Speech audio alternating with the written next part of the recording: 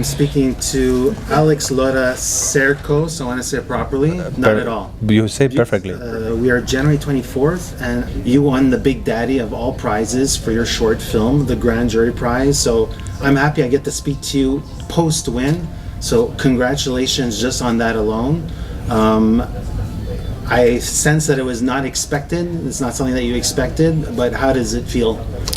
It feels like a weird dream in which I don't totally believe that it happened. Actually, this morning I was like, was it real what happened last night? Because it was so unexpected. Of course, you always have, a hope that, that the jury might like your film, but there were so many good short films, so it was difficult. And then the way they announced the categories, they said the international prize for, I don't remember this. They get to the other prizes before they touch the same category. It's like push later on. Right? I forgot that there was the Grand Jury Prize, so I thought that if we had a possibility, it was in the international prize. And then they said another short film. I said to the team, good job, guys. Don't be down. We made it here. And then they said the U.S. short narrative, and that's it. We were ready to leave, and then we still have the Grand Jury Prize. And I don't know. I started shaking, crying. We could not believe it. And then I went up there and I didn't even know what I said because I was so nervous. And yeah. And it is a needle in a haystack. The odds are against you just to get into this film festival. Even worse for people that might have premiered their short elsewhere. But this was the world premiere location. Yes. So just that alone is winning the lottery. It's winning the lottery. I was here in 2012 and in 2014 with one short documentary, another one that was hybrid. And, it was 10 years ago. And, of course, I submitted the feature documentaries and, the other narrative I co-wrote, I submitted. Of course, my Unicorns, my first narrative. And, I was getting this rejection. So I thought that for me, Sundance, that was it, They also helped me to make one of the documentaries. So I appreciated the help. Yeah. But I thought that was it. And I just submitted it, not contacted anyone. And then, 3 weeks, Mike Plant messaged me saying, "Hey, Alex, I saw that you submitted a short film. Please submit it again because you forgot to add the English subtitles, Because I was such in a rush, Yes. I made this mistake and I was like, okay, if I had a chance, now it's gone. Forget it, This is not professional. They're going to think, what a mess, this guy, And then when I received the email, I was like, okay, here it is, the rejection, And I could not believe it. And I got very emotional, 10 years after, back there again, after moving back to United States. It was very emotional. And it's been the cherry on top of a very nice process. So this was written by other people. Correct. So we're going to parse that aside.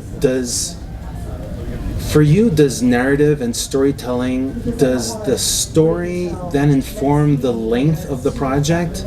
Or do you go in with a set of guidelines saying, well, now I feel like I had a feature, I feel like doing something really quickly, I'm going to do a short? A little bit. There are stories that can be, at the end sometimes you have to wonder if you want to make some audiovisual stuff. There are some things that you can convey in different ways, like with a painting or, But yeah, the reality was that we finished Unicorns, it premiered in March at Malaga Film Festival, and from December I was kind of working in this project because Luis Quilet, who is a good friend, actually he's my neighbor in Barcelona, we live 1 minute walking from each other. He's a very successful filmmaker and was working in a TV show called Iron Hand that it has Netflix involved, Media Pro, which is the biggest production company in Barcelona, and I had to be one of the editors, right? But on the other hand, we were having this conversation, and Luis was like, I have this short film that I told you about, and I don't think I can do it, And I was like, well, it's a pity because, we get these grants, and if you say no right away, they give the money to the other person. Yes. But in this case, that money goes nowhere, right? And he was like, Alex, why don't you do it, I was like, well, why not? I still have the premiere coming, but it was a tough project, so having some breather And he was like, but you're gonna be a little bit alone because I'm with this TV show, and I don't think you can do both things. So you have to choose. You want to edit the show, or you want to do the short film.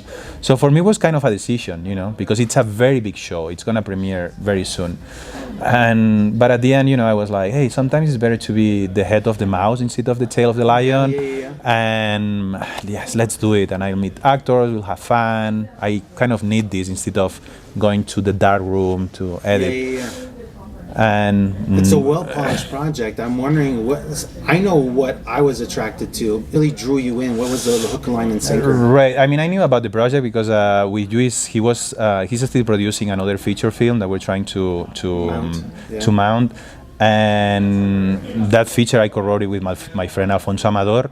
And when he told me about this story, hey, this thing, and there is this double standard, I'm thinking about this. I was like, this is very interesting. I was like, you should tell Alfonso to write this. I was busy with the editing of the movie and stuff. And I was like, Alfonso will do a very good job co-writing with you, So when I got the first 30 pages of the first draft, I already knew the story, right? Yeah. But then I thought, okay, what's the budget that we have? Oh, we have this money. I was like, there's no way that we can shoot these 30 pages. So I start, cutting, and I shrink it down to 19 pages with, 4 days of shooting. With this budget, it kind of made sense. But it drew me from the beginning because at the end, all my filmmaking, it's kind of related with social issues in a way. So I didn't feel that it was something like external from me. I to be honest, and I praise Luis for having the idea and Alfonso for accompanying him and make the first draft, but I didn't feel external at all. There are other things that for instance, for Unicorns, at the beginning I felt a little bit more, external, having the conversations with the producer. I'm interested in female sexual liberation and the contradiction that there is with the patriarchy. I was like, yeah, but I'm not a woman, So that felt a bit more external, and I had to come up with something, with a script to kind of fit it there, to also work together with the producer, because she also wanted to talk about that. And I was like, but I also want to talk about disabilities, social issues, how capitalism puts pressure on me, on us, on women, and. So the masterpiece had all those elements, because for me the masterpiece is the system, that it's so, the system is so good, and evil at the same time, that shape us in a way, and the morals, everything, and you just don't realize. That's the masterpiece. It's. I love the fact that it's a quartet of players. Normally as a film goer or film viewer, I'm always expecting to have somebody holding me by the hand, a protagonist or antagonistic forces. I want to say that there's all these equal measured, that these four characters rise and have their moments of assassination of the character, or like they're taking care of their own needs. Like I like how it feels like it's equal footing for everybody. I just wanted to get a sense of how it was to direct the scenes where everybody's in close proximity and sort of like having like it's almost like gunfire a little bit. It's almost like a spaghetti western duel where people have their guns and that was really, really fun. So I have to say that it was very good to have Melina in the project, because there was a point in the first, even in the version that I shrank to 19 pages. Because as a director, you have to adapt things. That doesn't mean that I'm taking the credit of the the authors, or You're making choices. But you have to make choices. And I was we were reviewing the script, and we got to this point in which the most of the script, at some point, was a conversation between Leo and Salif, and Diana, Melina Matthews, and Youssef Adam were a little bit outside of the pictures, and I remember getting there and reading it, and I saw Melina's face, and I was like, we have to readdress this. We have to readdress this. And then I was like, and we have the French needs to include it, because it's also a language of colonialism, and the English, So that was very helpful, just to see an expression, to be like, this needs to be more balanced, and I think it changed everything in a way, because having two actors there that at some point they were a little bit, what a bummer, Yeah. they got engaged right after. Hey guys, we have to talk again. I think this is what it needs, and we're gonna do it like this, and you're gonna talk in French here instead of him, and all this. And suddenly they were also involved, and they were coming like, hey, but here I feel happy, and I feel strong when I come, like ask for 3,000, and that was a great discovery, and that just happened, mingling with the actors. It's fun because the power dynamics is one thing, but also empowerment and also like intentions with what's being said but what's being thought of. It's two different things. So I just love, it's like a fun cesspool. It's like a bidding war a little bit, and seeing who's gonna have the power. You talked about them using French, and I thought that was a really interesting sequence because the French is sort of like a tennis match. Exactly. And so it's like that idea. How did it was generated just out of? Look, I really love to play chess, and from the beginning when I was envisioned how am I going to direct this, what's going to be the tempo, Yes. The rhythm of this, the kind of shots that I'm going to choose, I was envisioning a game of chess, white versus black, and I love to play it. I'm not a good player at all, I play at chess.com a lot, and I get anyways. So, and it's funny enough because the first short film that I had here on Sundance was also about a Cambodian immigrant that was a chess player in Union Square to make a living, right? So I kind of had that idea, and then this ticking clock, like when you play chess that you have to clack, Yes, clack, yes, clack, yes, clack, yes, and it's yes, clicking, yes, and yes. you don't want that to fall, the flag to fall, right? And then I was like, instead of a clock, and I had this idea of, they are African drums that come, from Africa, and they have this weight over the piece, Mm-hmm. So that became together, I don't know, before planning it. And then I was like, well, if I'm planning this way, then this shot, and if you want to create an unsettling situation that creates tension, instead of, just use the modern way of representation that you put your character on the left with the air on the right, like just put it on the other side, so it creates this confrontation. So that just, came on thinking how to put this script in images. Yes, there's this noise that's reoccurring throughout the film. It's like a drum beat. But I think it just adds to the rising tension, if you will. How did that fall into the creative process? Is it something that you needed to integrate after you edited everything, or is it something that I knew that I wanted to use it from the scratch, okay. because it's what I was telling you. It was this idea of a ticking clock, but Yeah. instead of a clock that would have not made sense there. So these kind of drums from Africa, it was even the weight of destiny there, and then I even in that feature that I co-wrote with Antonio Tibaldi that he directed, We Are Living Things. Yeah. Mehdi, the composer, did something very similar. So I asked him, can I, use these drums and kind of tweak them Yes. for this short film? And he was like, of course, if they were useful. So I had those sounds in mind when I was planning the rest. And then, I remember we finished shooting in a Monday, and I was so excited and had so much fun that by Sunday I already had like a 24-minute version with those drums, And then I felt that I needed something extra to make it even more unsettling, And then I reached out to Namina, this composer, and she added these weird chords, that dissonant sounds there that kind of make it even weirder in a way, right? It make you feel like something odd is happening here, right? Yeah. You're a Spanish/New York City-based filmmaker. You traverse both sides of the Atlantic. Kind of. I mean, I moved in 2010 with a Fulbright grant to New York to study filmmaking, and there, kind of changed a little bit my life.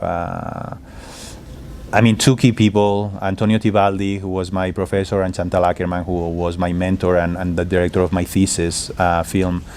And after that, I just decided to stay in the United States. And then I had a daughter with, it's kind of a funny story with a lady that she decided to, we didn't know much each other, but she decided to have the kid, which is something that I'm very happy now, but back then was a shock in a way. And then I met my wife, and I had my other two kids with my wife. So for me, you know, New York is home, but in 2020 with the pandemic and the possibility to make this movie, and also my father was sick. And with the Fulbright grant, you have this thing that you have to be 2 years out of the country in order to be able to get a green card.